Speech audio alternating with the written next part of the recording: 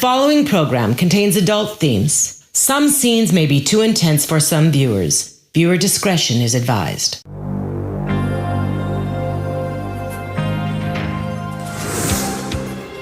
The truth is ugly, it's disgusting, and I was a monster, I don't deny it, but I wasn't a monster until several years ago in New York. And if you have to become a monster to survive in that city,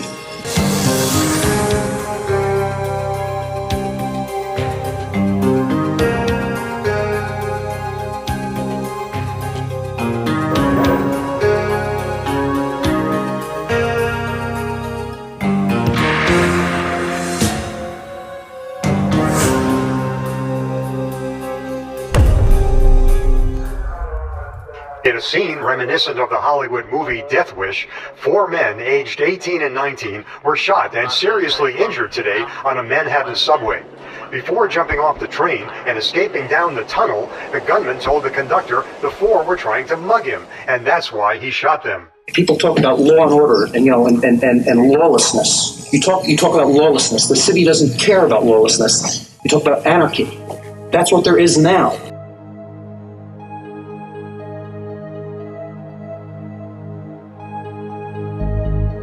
It's like a dam, and water is building up behind that dam. And this is just a crack in the dam.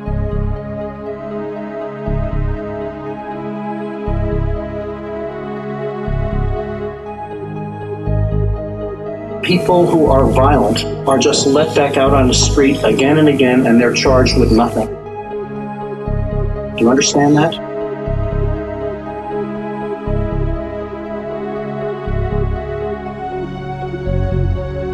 If someone like me, if I'm uncivilized, and I act like this, then God help the city. What are the primitive instincts in all of us that can explode into violence if we feel our lives are in jeopardy? To what lengths might a lawful citizen go for self-protection? At what point does self-defense become a thirst for cold-blooded revenge?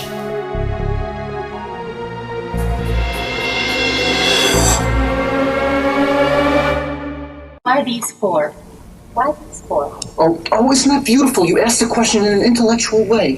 Why these 4? Why these 4? I didn't pick out these 4. I never met those guys. I told you have it in here. I never met them.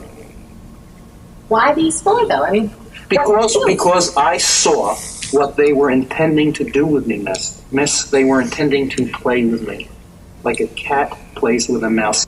When I saw this one fellow, when I saw the gleam in his eye and the smile on his face, I wanted to kill those guys, I wanted to maim those guys, I wanted to make them suffer in every way I could.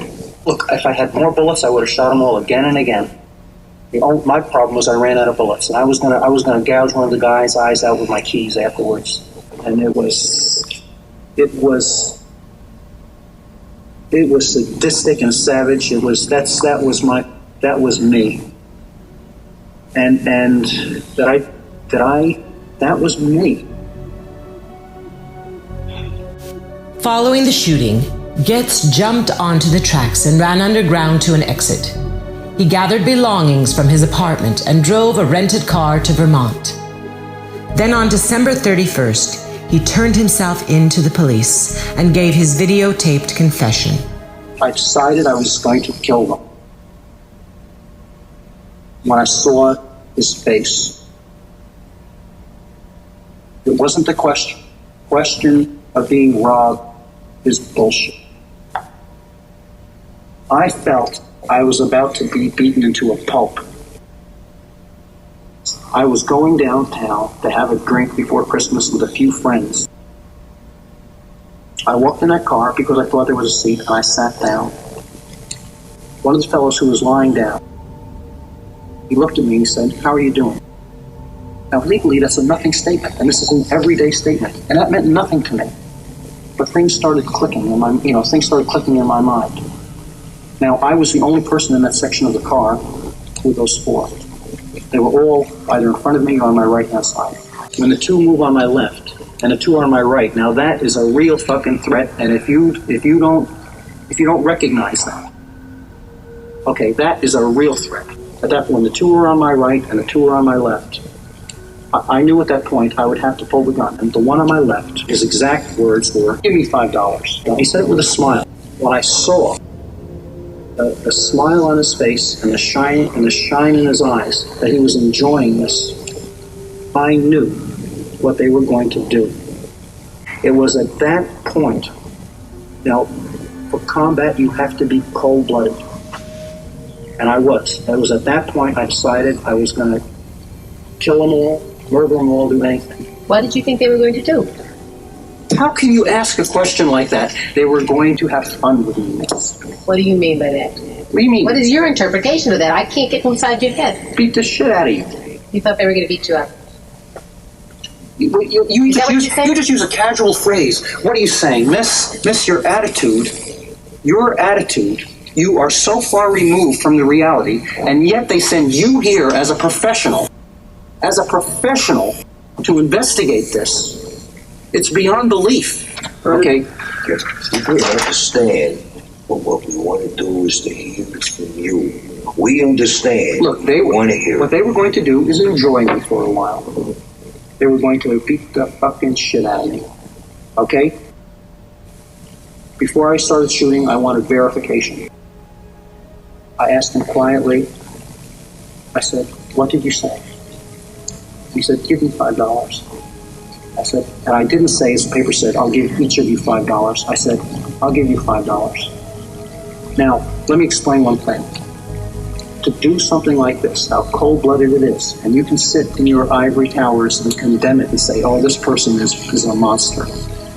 You lay out your pattern of fire. The pattern of fire has to be from left to right, and in terms of details and in terms of responsibility, the two on the left had their back to the crowd. They thought that they had trapped me. There's something I want to say. Did you feel trapped? Did I feel? What do you think? Oh, no. I felt free. I felt great. I was enjoying Fun City. I was just whistling Dixie. Okay? So I had my pattern of fire laid out. It was obvious. Pulled out the piece. I just started firing. You aim for the center of the mass. You run. You keep moving. All you have to do is to be faster than they are. Now, perhaps you don't know what's happening on your right-hand side, but it doesn't matter. You do what you have to do as quickly as possible. You don't think. You live from a fraction of a moment to a fraction of a moment. You sight, you target. That was number one. I got number one. Got number two.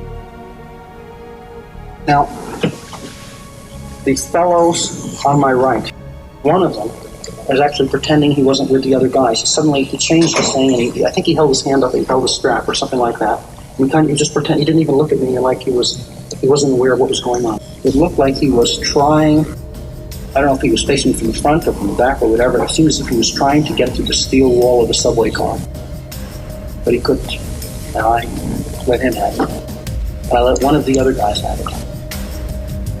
The guy who was pretending he wasn't with him. I ran up to the first two to check them who were on the ground, the first two that I had shot. And they were taken care of. It's all very cold-blooded, and this is going to offend everyone. I went back to the other two to check on them. And the fellow who was standing up, I was sure I had shot him. It was funny. I went to give Anthony an honest answer. I wonder if I missed, but I went to him the second time, and I looked at him, and I said, "You seem to be doing all right. Here's another." He jerked his arm, and his trigger pulls on reflex. You see, when this is going on, you hear concussions. You know exactly, in a sense, you know more what you're doing than you've ever known before. You hear concussions, but you don't. The only sense that you need is your eyes. Your vision changes. You have a wide field of view. You see everything. Your memory is changed. It was changing because you're not thinking at an upper level. You're reacting. You become like a reptile. More than 30 years later, the country remains divided on how to reduce crime. The case of Bernhard Goetz is one of the most famous from New York's high crime era.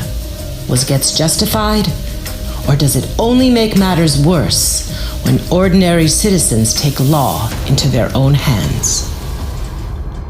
If the city doesn't change, eventually, the city is gonna reap the harvest that it sowed.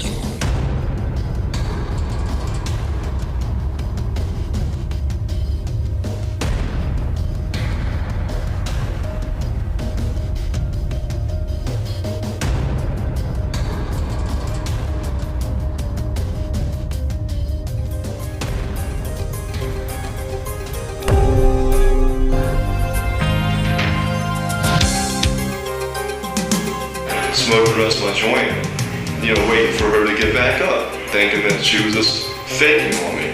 And I was thinking, why the hell would she be faking on me like this? Because I touched her heart, and her heart was still beating. I didn't think somebody could hit a person in the throat and just making them totally dead. I was actually going behind the cops and telling them, hey, I see y'all talking about, your own personal stuff, but what about somebody crazy like me that would come behind you that just totally hates cops and would just like nothing more than just take off all your heads while you was looking the other direction? Daniel Rakowitz was a familiar figure in downtown Manhattan's drug-infested Tompkins Square Park during the late 1980s. Earning his living as a small-time pot dealer, he could be seen wandering the streets with a live rooster, preaching a new religion with hints of Satanism. People thought he was odd, but nobody knew just how odd.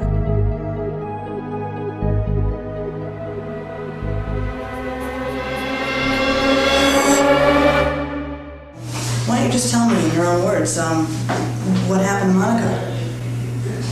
I don't know, she started off being so nice, and then all of a sudden she started flipping out. When did you first meet her? Like the first Tuesday in August. And how did you come to meet her? I was just walking on the street and seen her. Mm-hmm. And so then I smoked a joint with her. And, she seemed all cool. And I was telling her about my apartment. If she knew anybody that wanted to move in, she said possibly she did. So I took her there right then. She saw it. And, some more pot. Then we ended up, having sex. And then Friday, took over to the real estate office and rearranged to have the lease made in her name so she could pay the black rent so that I could really just stay there. So when did you first start to not get along with her? I mean, I thought you got along with her great at the beginning. Friday, the day she signed the lease. She's just saying, you're stupid and all this. And she even told me one time I was stupid for having let her sign the lease. I'm serious. And I helped her move in and all this. I went out to go get pizza supplies because I was going to make a good pizza, which I did that night. I came back and found out my cat had been killed by a pit bull in the hallway. She had put it outside and it got killed by a pit bull. Did you suspect Monica had something to do with it? Yeah, she was even laughing at me about it. What'd she say? She says, well, at least now that cat won't give my cat problems. And it's all smirky, And this is after she already ate a half a pizza, And just in the course of the next 2 weeks, she was just totally making threats against me every day. Said she was going to bring her friends to kick me out and all this. And even on the Friday night, I ended up having a drag out with her then, where she scratched my arms. I threw her backward and all this. And then Saturday morning, she actually came after me with a knife. And as she raised the knife to stab me with it, I punched her one time to send her back. And I hit her in the throat. And then she just fell down and started to gurgle and stuff like that. And then I saw that she was spitting out like a hawk or a sputum or whatever. And you've been angry for a long time, hadn't you? Yeah, she was getting me angrier, and angrier every day. Did you ever threaten her before? No, I just told her, hey, if you ever mess with me, I'll get back at you. But all I had in store for her was that if she got me out there legally, I was going to be over there with a bucket of shit and piss. And I was going to dump it on her. But then I hit her that one time. Excuse me. No, that's me.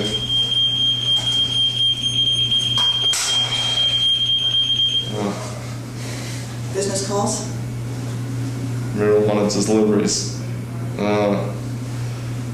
There isn't a way I could possibly make a telephone call and say I couldn't make no more deliveries, is it? Given his reputation for being a little crazy, no one took Daniel seriously when he started telling friends in the park about killing Monica. But a young newspaper reporter thought the NYPD should be informed, which led to Daniel's arrest and this shocking video confession. How did she fall down? She just... She fell on her back? Yeah, she fell down right on her back. And what did she do then? Just started gurgling, and then her arms just went to her side, and she was just like that. And what did you do then? Then I was just like, wow.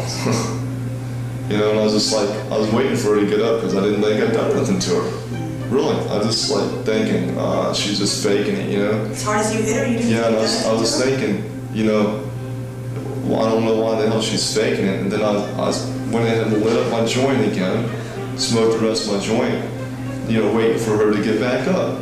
And how long did it take you to smoke the rest of your joint?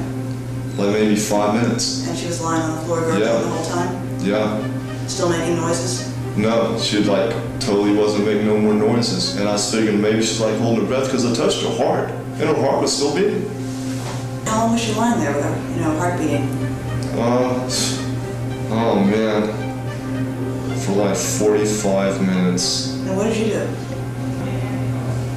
I was watching cartoons and smoking joint and just thinking that, wow, she's faking this. See, I actually even left out. I went to make a pot delivery of all things at Tompkins Square Park. And I came back like about 2 hours later, and she was still lying there. She was still breathing? No, then I touched her and she was cold. That's when you realized she was dead? That's when I realized she was dead. What did you do then? And then I said, well, I'm going to do what all my friends advise me to do, what they do in matters such as this. And so, what friends are these? Friends that tell me about them having done things like this. That's told me how they've done things like this, so I've done exactly their procedures. Have you ever done it before? No. They just told you about it? Yeah. So, because they're involved into a special religion that they do a lot of weird things like that. So you thought to yourself, what, how can I get rid of this body? Yeah. And then I went ahead and did what I did. What did you do? The horribleness in which what I did to her. I dissected her body totally. Why don't you tell me how you did that? I just started chopping her up, cooking her meat. How did you chop her up? With a butcher knife and the aid of a saw. What kind of saw did you use? Just a wood saw. Where did you get the saw? From a hardware store. So you went out and bought a saw? That day, I went out and bought a saw. What did you do first? When you decided that's what you were going to do? I smoked a lot more pot. Smoked up like a 1/4 ounce of pot. And what's the first thing you did once you came to that decision? Well, I went and bought me a plastic tarp, put it in the bathtub, then I carried her to the bathtub, put her in there, and then started chopping her up in the bathtub. And so after you put her in the bathtub on top of the tarp, what did you do? Well, the first thing I did, I let out the blood from the neck. I had lifted her legs up above the bathtub so that all the blood would drain down, so that it would flow downward, so I could get all the blood out of her body, which didn't work. How long did that take? That took maybe about an hour or so. Just because the blood was like, it didn't squirt out whenever I cut it. It didn't even come out right then. Where did you cut her in order to drain the blood out? Right here. On the left side of her neck? Yeah. And what exactly did you use the saw for? The saw was only specifically used basically for the bones and cutting off the head. And you knew you but could I need something sturdier than a knife to do that. But I realized then after doing it, that the best way to do it was like to take off one limb at a time with the butcher knife, because I could cut around the ligaments and bones better. And then the saw, I knew I was just going to have to use that to recut the bones later. In which that saw didn't even work with all the bones. I had to use an additional hacksaw, which already had the storage. When did you cut her head off? Right away. It was like the first thing that went, and the hands and the feet were next, which I boiled them right away. And what did you do physically with her body during that time? Flushed her piece by piece down the toilet, cutting all the pieces into smaller pieces. And what about her head? Where'd she do that? I just took all the skin off of that and flushed that down the toilet also. And before, you said something about putting in a pot of water? Yeah, the head, and all Why of did her, you do that? all of her to cook her up so I could manage the meat better. So I could slice it up so I could dispose of it better. How long did all this take? Total, doing everything was about 10 days. About 10 days? Yeah, in which I was having to deal with very rotted flesh, maggots. Didn't anybody come in or out of the apartment during those 10 days? Yeah, Sylvia and Ed, And how did you hide it from them? they was like saying, oh, good, the bitch is dead. And then Sylvia started going through a lot of her stuff and saying, I want this and that. And I said, well, I don't care. And they was even laughing about it. And they really thought it was really good because they didn't like her to begin with. And what did you do with the bones? Then I put her into storage Where'd you put her? with kitty litter, 43rd Street. With kitty litter? Yes. What, you thought that would do something to the smell? Yeah, and it did. Took away all the smell, dried out the bones really well. What'd you do with her teeth? They're all was broken out of the skull, and so that I could dispose of it all. What'd you do with the skull? It was in with the bones. And did you check with the Port Authority at the bus terminal? Yeah, I checked it at the parcel. And did you get a ticket for it? Yes. Do you still have that ticket? Since lost the ticket. Because I smoked a lot of pot that had been messed up of me too. I couldn't have been able to get the bag, I guess. Right? After 9 days of deliberation, a jury determined Daniel Rakowitz was not responsible for the murder of Monica Beerley by reason of insanity. He was committed to a state hospital for the criminally insane. After the verdict, Daniel thanked the jurors and said he hoped they could all share a joint someday. In a 2004 review of Daniel's case, a panel ordered Rakowitz to remain institutionalized, although he was found to be no longer dangerous. Rumors persisted for years that Rakowitz had made soup from Monica's brains and served it to homeless people in Tompkins Square Park. These rumors were never confirmed.